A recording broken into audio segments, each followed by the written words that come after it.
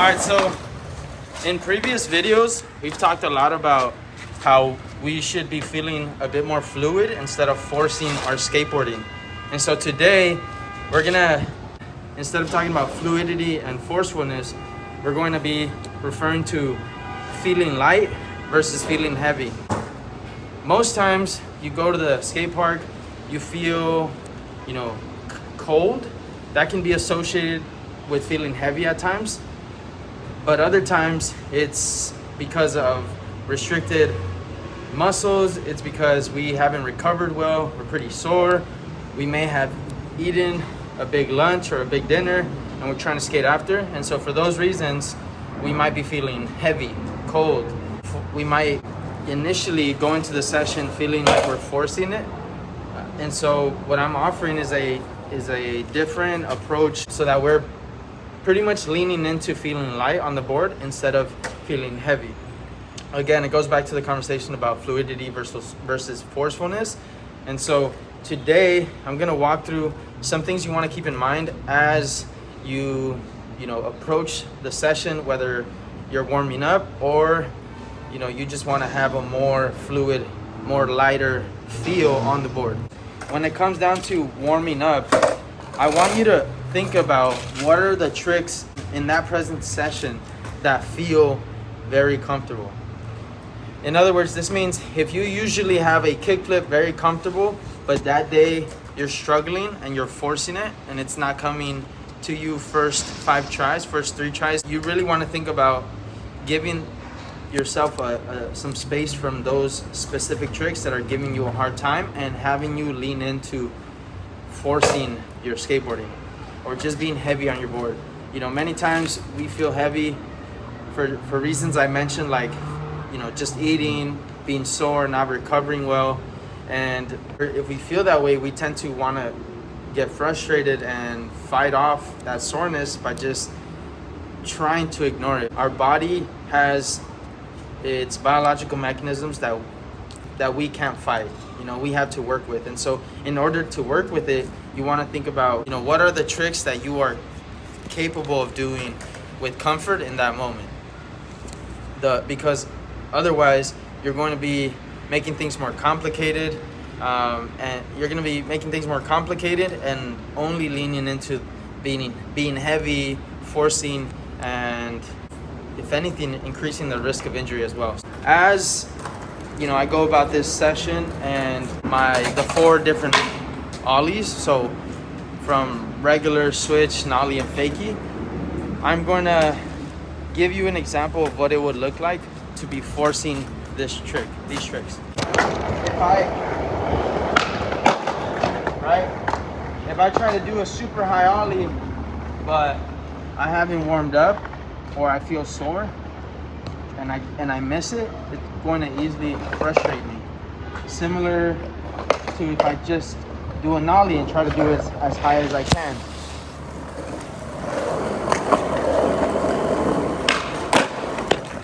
I'm forcing the pop instead of allowing myself to warm up to it, like I will show after these 2 ollies.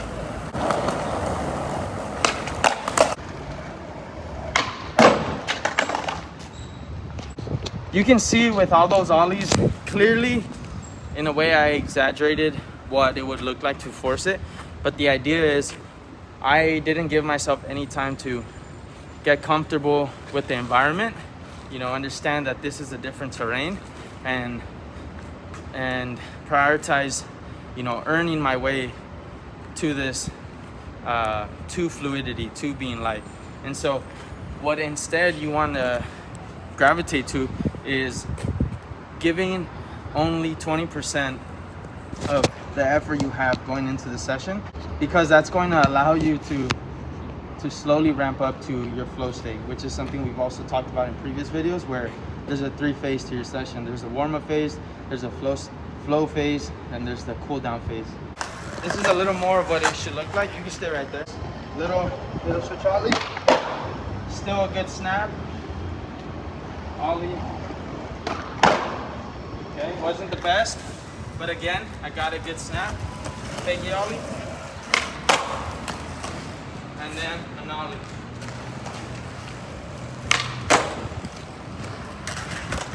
And depending on how that feels, that's when I really want to think about what am I capable of, what am I earning, instead of feeling like I'm entitled to popping the trick really high when I just got on the board, or especially when I'm in the warm-up session. This isn't because it isn't possible, and it's not to say there won't be days you get on the board and everything just feels super reactive and you want to use 100% of your energy. But it's only to understand we gotta build that self-awareness, so when we go into a session, we're setting ourselves up a little more for success. Let's go to the shade. We're setting ourselves up a little more for success instead of setting ourselves up for failure and only leaning further into being forceful on the board, being heavy on the board. So I mentioned many of us get to the skate park or get to the session and feel heavy because of soreness, muscle soreness,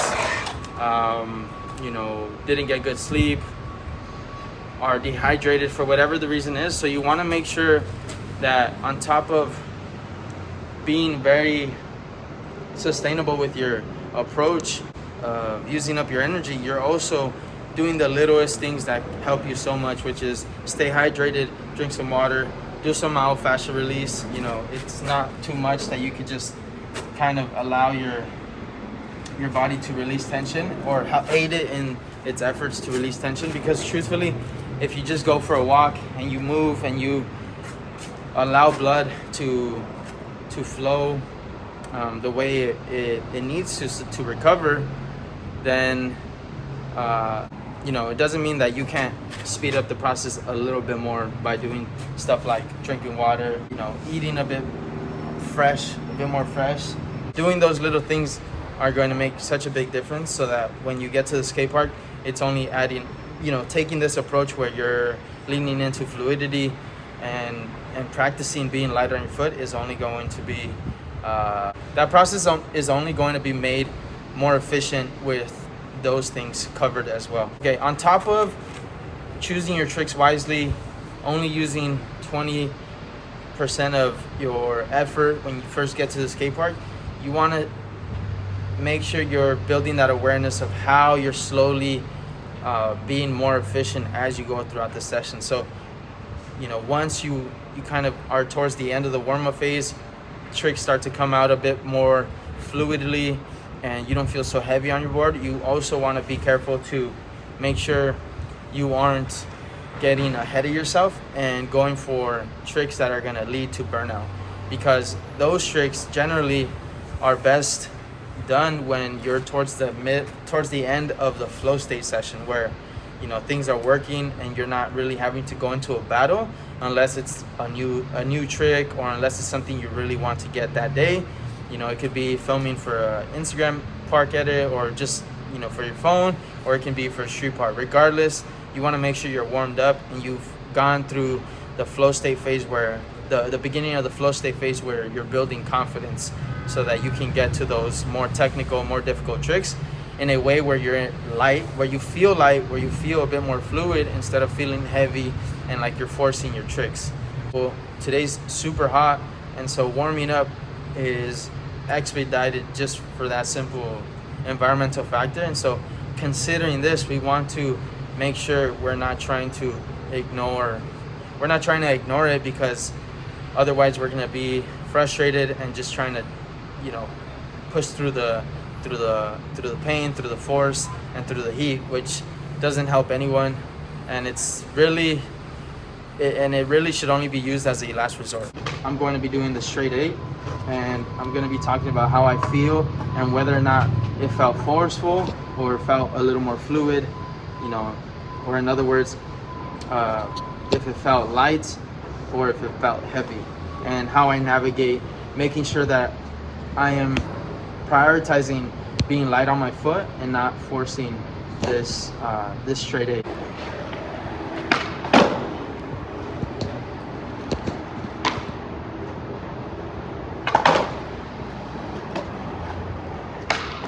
Oh, okay. That one felt a little forced. Make it flip.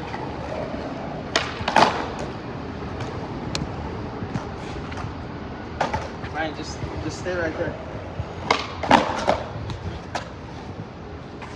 So those first 4 kickflips honestly felt very forced, and it's super important to make sure you're looking for the smallest adjustment so that you can make those attempts feel a bit lighter. And so the smallest adjustment that I'm going to make is making sure that I'm giving myself a bit more breath in between the attempts. So I'm going to implement that as I try the 4 other heel flips.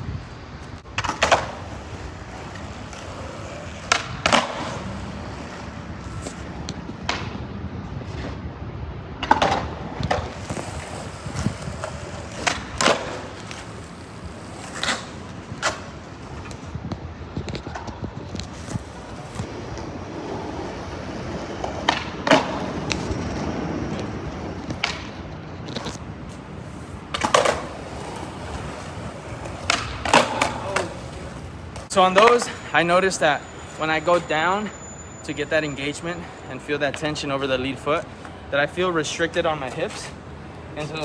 And so making sure I'm not trying to force myself to go all the way down is super important, right? But the adjustment of just making sure I slow it down with a breath, just give it more of a breather, really helped.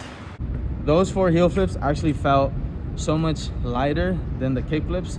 And so that says a lot, and it's a testimony to how just giving yourself a breath can help you so much more.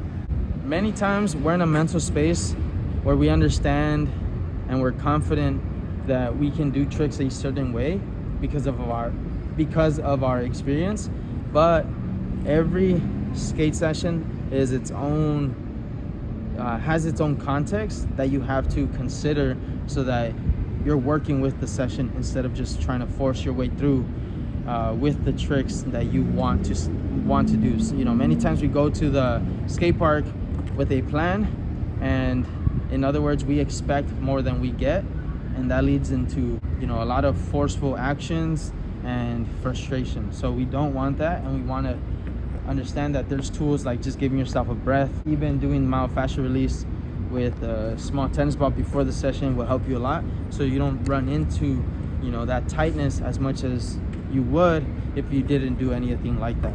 Same thing with hydration and, you know, eating a bit less maybe if you know you're gonna skate right after, or even if you ate a lot and you feel heavy, just slowly ramping up where you can digest the food in a beneficial manner for your skateboarding. These are all important things to consider. Again, this touches on the topic of the conversation between being forceful and fluid with skateboarding. We're using the terms feeling light and heavy on our board, and I found that making sure you use those tools help you lean more towards feeling light on your board versus heavy. So yes, we are capable of so much more than we might be